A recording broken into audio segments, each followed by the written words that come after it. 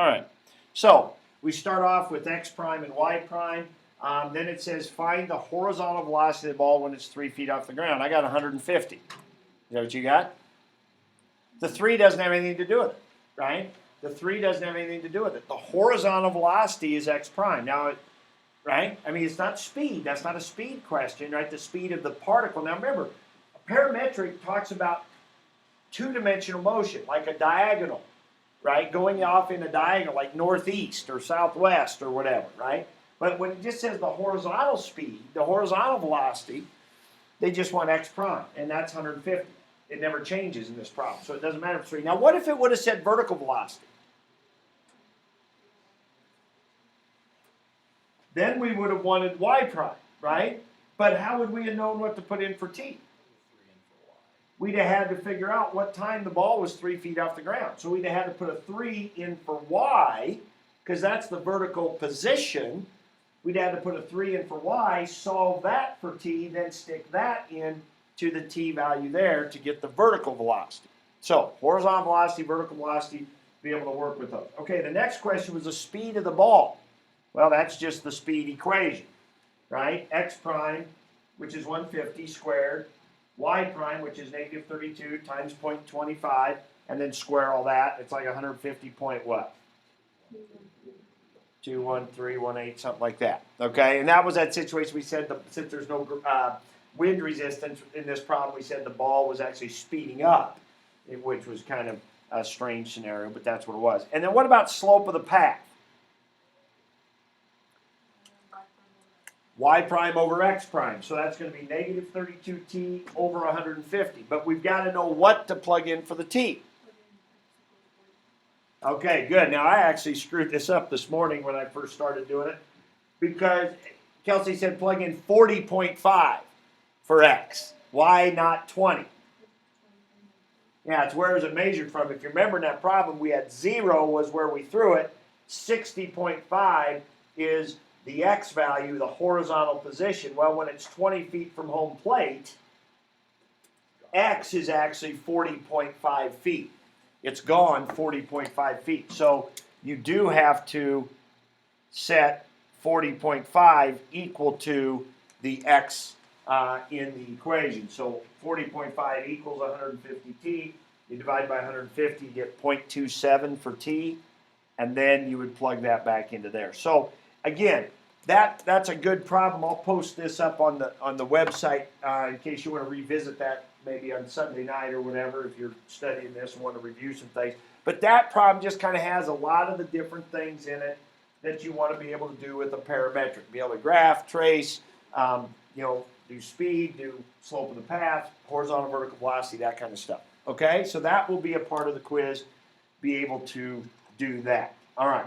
And then you have that arrow problem, of course, and so maybe, you can be working on that as well. All right, so let's take a look at some in the packet. We said we would look at the Anton, the wire and the circle one. Why don't we go ahead and start there? So that was number 14, I believe, in this section right here. And the max min. Now we've been doing a lot of the business ones, so this would be a good one to start with. A wire of length 12 inches. Now, I will say that the emphasis on the quiz, not all the problems, but the emphasis on the quiz are the ones that we've seen the most, the ones that most fit the steps that we have to go through in the various problems. All right? That's the emphasis on the quiz. So before we do this problem, okay, with optimization, okay, that would be the ones that we emphasize were probably more like the business ones. We did quite a bit of those. We talked about getting an ordered pair, doing that kind of stuff. We talked a lot about ones where we were trying to find, how much fencing, how much area can we enclose, what's the max area or the minimum cost, that kind of stuff. So like a rectangle kind of a thing. we did. I mean, that was a big part of the max min kind of situations, and there's several of those in your packet. And then we also had kind of some three-dimensional kind of situations where we had the box, like the Federal Express. You know, we were trying to find the max volume, you know, of something like that, or you know, that kind of a thing. So those would be the emphasis. Doesn't mean there won't be something like this wire problem with the circle and the square. You know, that's probably be some of that, but that would be the emphasis. On the related rate problems, we've done a lot of right triangle kinds of stuff, like the ladder problem falling, you know, as things were falling down, as the ladder was falling down the wall, that kind of a thing. The cone, certainly. Now, we did cones both ways. It doesn't matter. You're working the same. If you got great sand piling up on the ground, it would be this kind of cone. We also did water draining out of a tank, would be that kind of a cone. So definitely those are the kind of some of the main situations you run into. So you definitely need to know those kind of those scenarios, those problems. That would be your emphasis, your main emphasis. Okay, so let's talk about the circle and the square. So we got 12 inches of wire. We're going to make either just a square or just a circle or both. And we want to know when the combined area is, what was it? Oh, it was both, wasn't it? Was it? But was it a max and a min? I mean, there's two parts, right? It said which one would be a max, which would be a min, the min area. Okay. All right. So, step one. What? Step one. No, it's not step one. Figure out what we're trying to maximize or minimize. What is it? Area. Combined area, right? Now, it might be just a square, it might be just a circle, but it might be both. Step two is write the equation of that. Okay, so what's my area of this? So we want to make that x, that's fine. So x squared plus pi r squared, right? We got to do both. X squared plus pi r squared is the area. Now, if we do just a square, of course, the radius, this will be 0. And if we do just a circle, this will be 0, right? But if we do both, then it would be that. So that's our equation. That's what we're trying to maximize and minimize, actually, in this problem. Trying to do both. Okay, that was step 2. What's step 3? One variable, right? Now, that's what you didn't have to do in the business problems, right? In all those business problems, it was usually X was the number of units. We usually just had to get our revenue or our price, or we had to come up with those things to try to make our equation. But we always had it in terms of one variable for the most part. But now you think back to Shanghai, you think to some of these other problems, the rectangle problems, the max area or the max volume. A lot of times we had 2 variables, so now we got to get down in terms of 1. So that's step 3. So how are we going to do that?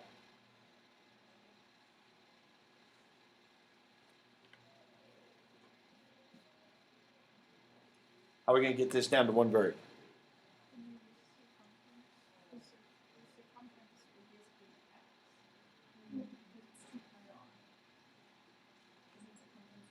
Circumference of this is 2 pi r. Circumference is just perimeter. Can't you what?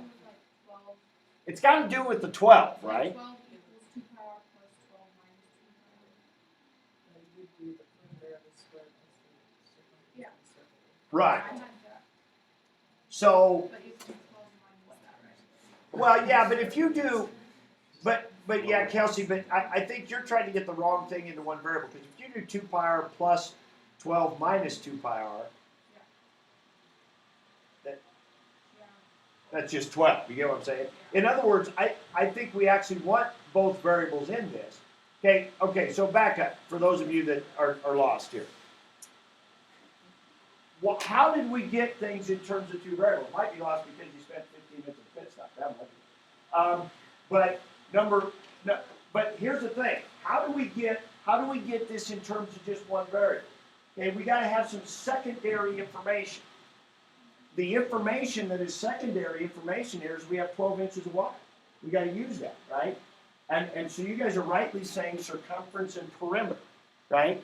The wire is going to make the square, and it's going to make the circle. So this plus this plus this plus this plus this has to add up to 12, right?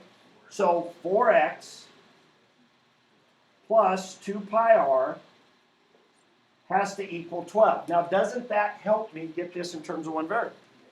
Yeah, because I can solve for one of the variables and substitute it into the other. Now, which one should we substitute for?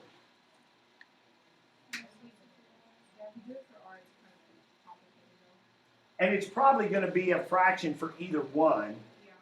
So but we have our calculator, so who cares, right? So it doesn't really matter. But I guess I would go to the problem and see what they're asking for. What are they asking for? They want to know, right, at the end, now it'll work either way, but at the end they want to know how much wire should we use for the circle, right? And whatever's left will be used for the square. I mean, so they could have asked it a lot of ways, right? They could have said how much for the circle and the square, but once you find out how much for the circle, whatever's left will go for the square, okay? So since we want to do the circle, since that's what they asked for, we might want to leave r in the problem. So which should we solve for? We would then solve for x. So 4x would equal 12 minus 2 pi r, and divide by 4, that'd be 3 minus 1/2 pi r, right? That would be x. So now we can substitute that back into here. So now we have 3 minus 1/2 pi r plus pi r squared. So there's my area equation for the combined area, and I'm trying to both maximize and minimize that. So when I get to the end to do my number line or list of candidates or whatever I do, I'll come up with both, right? I should get both max and min. It doesn't matter that I'm doing max and min. It's not like this is two problems. One's for max, one's for min. I do the same thing, right? And we see what we get at the end. So what's the next step?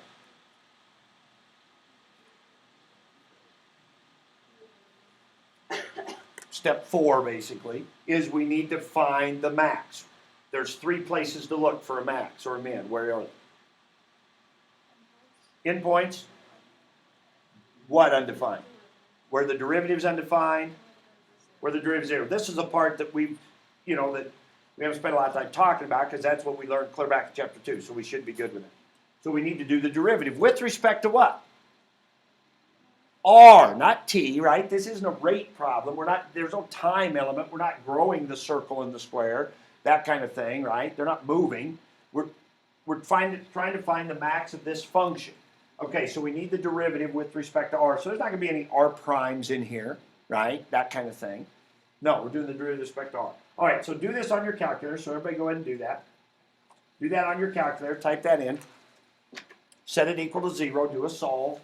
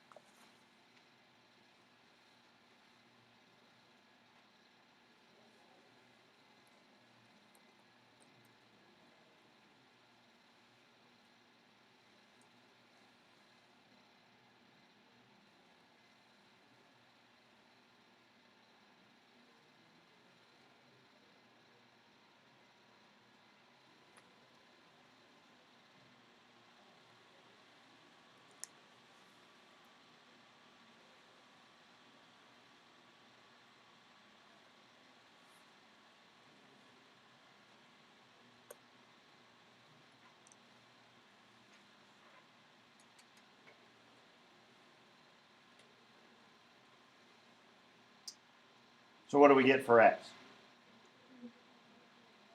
Let's do a decimal. Now I think if you look on my answer thing that I post online, I did it in terms of pies and stuff and all that, but let's just go decimal right now. How much? 840 something, I think, is what it is. Now you should save those decimal places, but I believe that sounds familiar to what we got last period. Now who knows? It seems like in the past they've gotten something wrong and then nobody said anything, but did some other people getting this? Okay, so do the derivative of this, set it equal to 0, do a solve. Okay? All right, so, now what? That's what we just did. That was Oh, that was R. In other words, I labeled it wrong. Thank you. Okay, so that's R. Very good. We would not want to do that. That would be bad. Okay, so that's R. Okay, now what? What do you mean solve for X? Well, I was just repeating what I heard. I thought I heard somebody say solve for X. I was just repeating. So start with a list of candidates. Okay, and what's going to be in that list of candidates?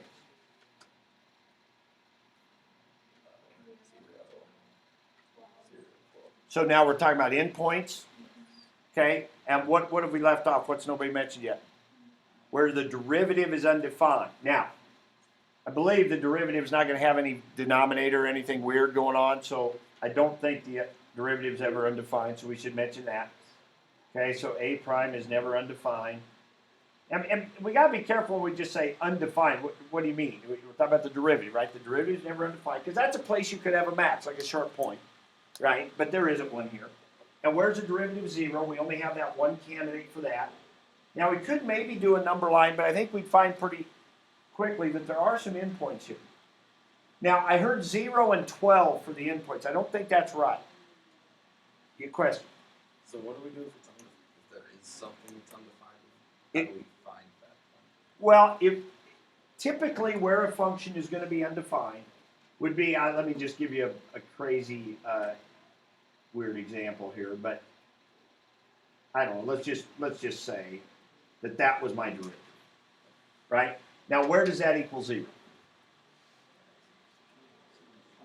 When the top is 0, right? When does this equal 0 when the top is 0? It would be x is plus or minus 2, right? And where is A prime, where is this function undefined? When x equals 3. So those would be the things that I would go back and plug into my original to check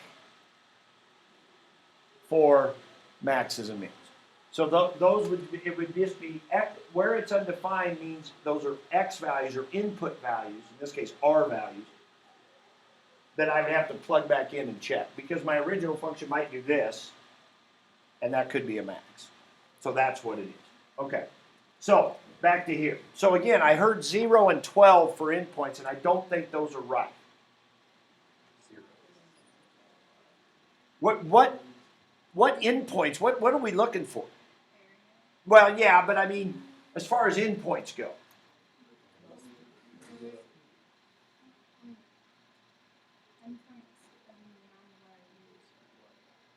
Right.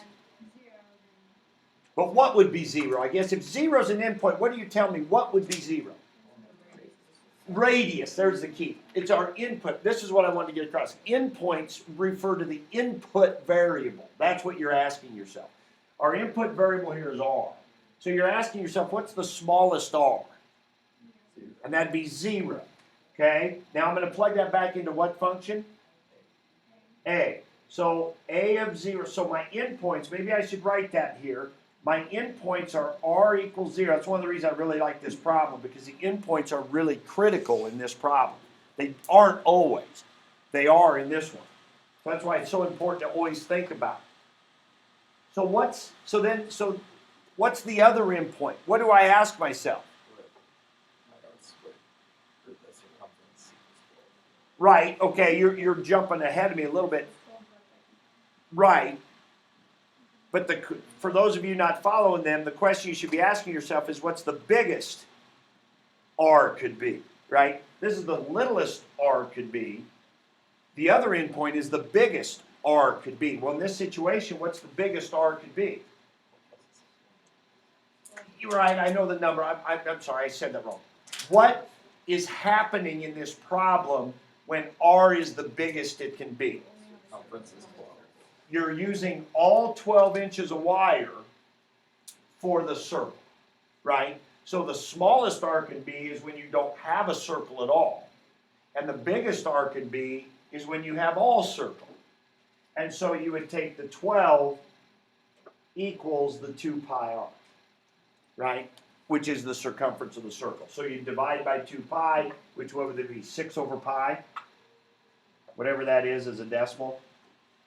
6 over pi. What is 6 divided by pi as a decimal? I'm just curious. 1.9098, so 1.9 if we rounded. 1.910, right? So a radius of about 1.910. Okay, and then our other candidate was the 0.840, right? For our radius. So this is a true list of candidates. The endpoints are actually very meaningful here. In one case, we'd have just square. In the other case, we'd have just circle.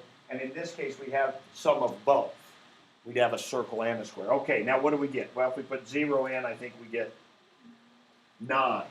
0 in here would wipe that out, We'd have 3 squared would be 9. So 0 radius means no circle. So no circle, we got an area of 9. What about this one, 6 over pi? 11.459. And what about this one? 5.0.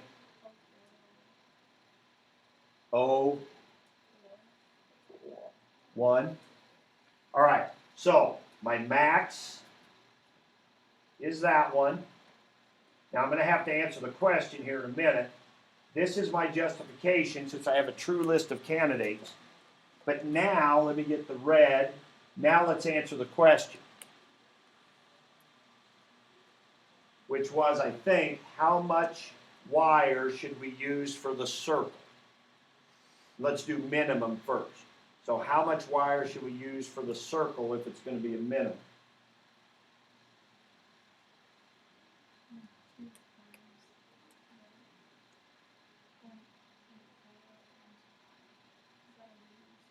So the amount of wire for the circle is the circumference of the circle, right? Not the radius. So the answer would not be 0.84. They asked for the radius. They asked for how much wire for the circle. So 2 pi times 0.84, you should use more decimal places probably. And whatever, what does that come out to be? 5.27. Say that again. 5.278. So we should use, that was inches, so we should use 5.278 inches of wire for the circle. The rest, the other 6 whatever, we'd use for the square. So almost half. That would give us the least amount of area. The most area, we would use all 12 inches for the circle. Because this was the situation here, the max, that was when 1.910 radius, that's when we used all 12 inches for the circle. So we have circle only would give us max. Now that is an interesting twist.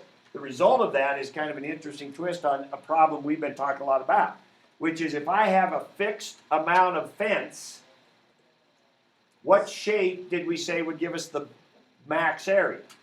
Square.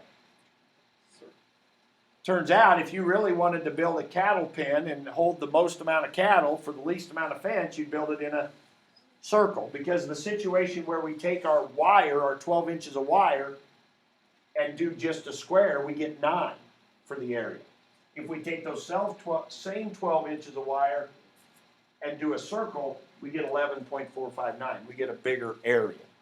So actually, they would be in a circle if they were really trying to minimize or maximize their area or minimize their cost. Okay? So that's a really good problem to do for review today, though, because it really brings all the different things we talked about. Secondary information, getting in terms of one variable, list of candidates. You could throw a number line in there, too. For R, that would turn out to be a minimum, right? That was what that one ended up being. All right, so that's a good one. Any others in the optimization section of the packet that you wondered about?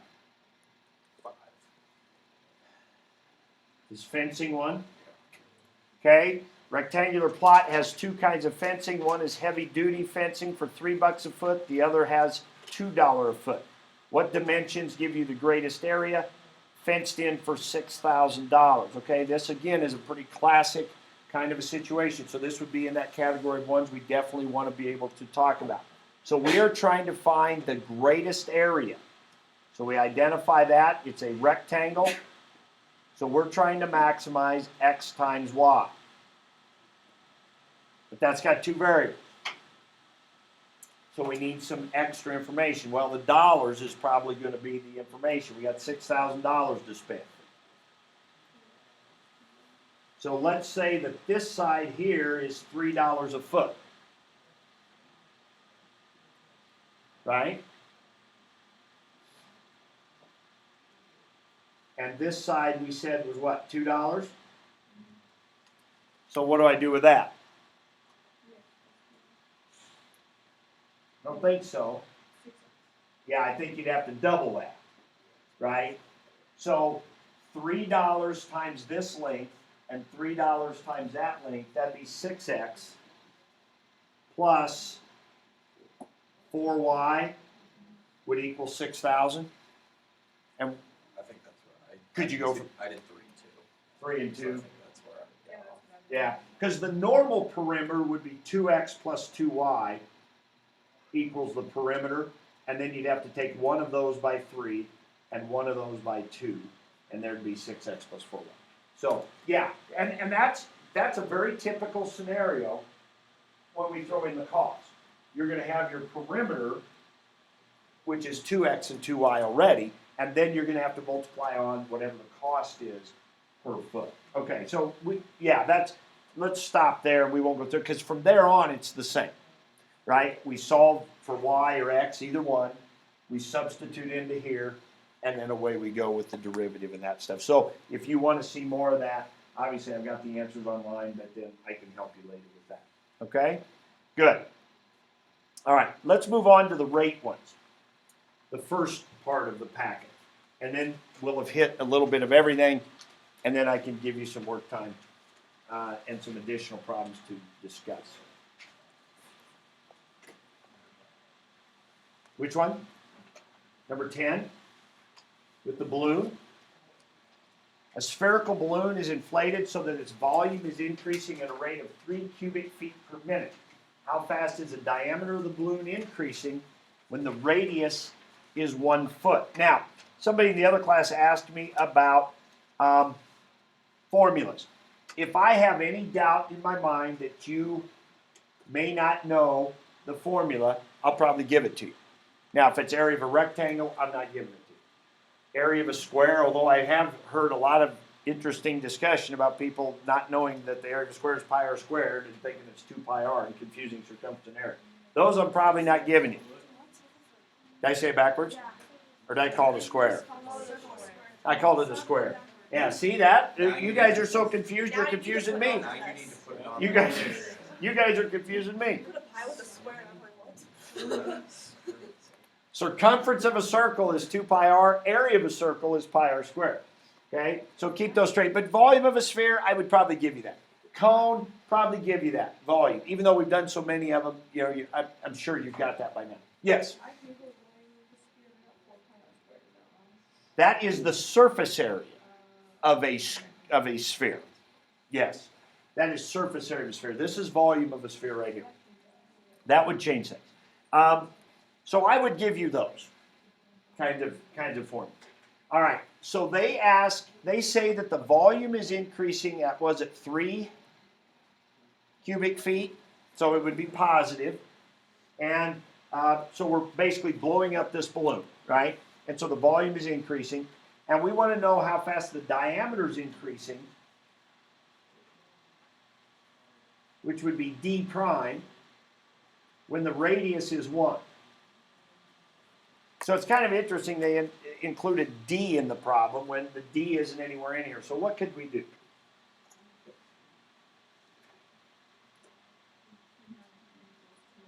Yeah, exactly. Right. Diameter, oops. Diameter is 2r. So actually, we could do the derivative of that equation, right? Any of these equations in these rate problems, you can do the derivative of. Like I could do this right here. D prime would be the same as 2r prime. Okay? So if they're wanting me to find D prime, all I really have to do is find r prime and then just double. I mean, think about that though. How fast is the radius growing? Wouldn't the diameter be growing twice as fast? Because there's two of them, right? So however fast the radius is growing, the diameter is growing twice as fast. It makes sense. So I'm not even going to worry about D prime right now then. I'm just going to find r prime and I'm going to double. Okay? So maybe that was something that caused you confusion. So I'm going to find r prime and double it. So now all we have to do is just do the derivative because we already got it just one variable here, which we don't always have to do in these problems anyway. But since we're looking for r prime, we're ready to go. So we bring the 3 down in front. 3's cancel. You get 4 pi r squared r prime. Right? On these problems, these rate problems, we do because we're doing the derivative with respect to t. So we have to tack on those values.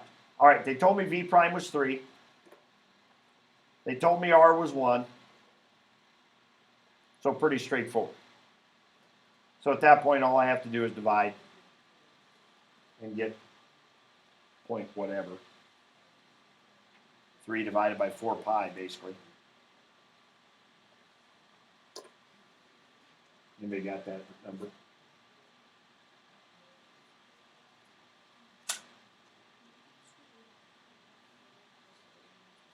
Point 2 something. Probably around there somewhere. You just left it 3 over 4 pi? Yeah, and that's perfectly fine. Matter of fact, that would be, and make sure you put units on there. Was it feet per minute? To be honest, if I was doing the quiz and with our calculators that give us to us like that, I would just leave it 3 over 4 pi, right? And then you don't risk typing it in wrong, round, or not that you have to round, but putting enough decimal places, that kind of stuff. So you might be better off just leaving it like that. That's just fine. Okay? It's just that when we think about how fast the radius is increasing, it just makes a little more common sense to us to think of a number, you know, a decimal instead of numbers like that. But, okay? I wanted to comment on the one with the airplane, and I don't know if everybody got to that one. Number 25.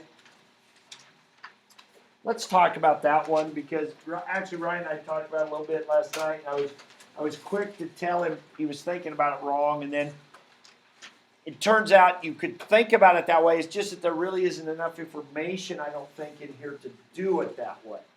I don't think. At least I haven't been able to, and I might be missing something, but I mean, I think we could, but I think it'd just be a lot harder that way.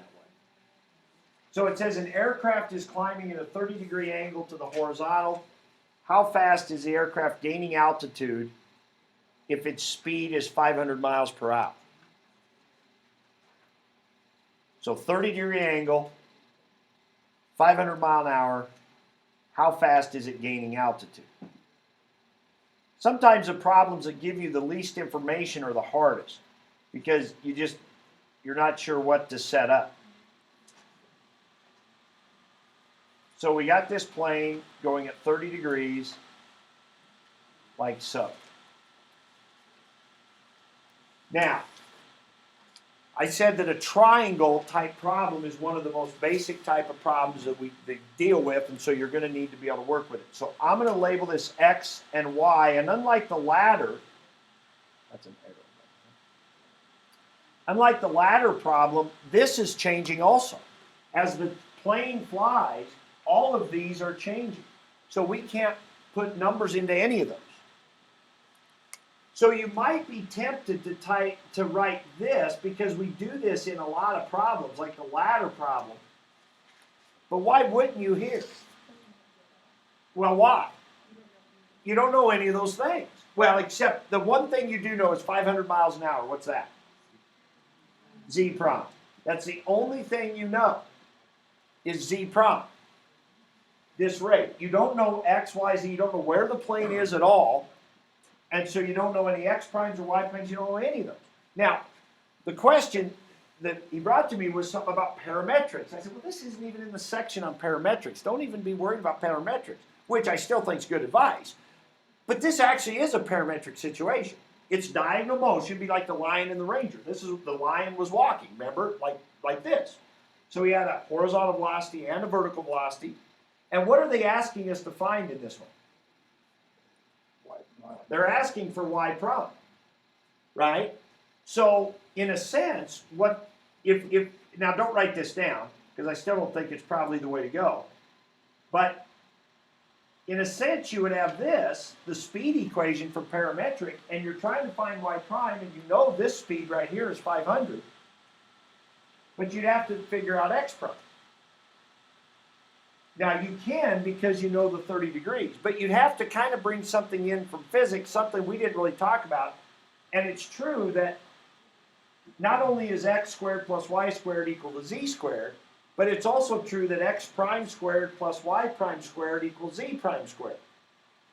And so we could do some of that with the 30 degrees and help us do some of that with parametrics. But I think, first of all, that would just confuse us, why we would bring parametrics into this problem. So I'm going to just stay away from that. But you could get there that way. All right?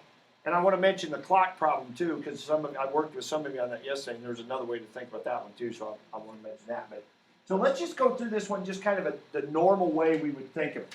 So you might be tempted to do x squared plus y squared equals z squared, but then you realize, hey, that's a bunch of variables I don't have any information on.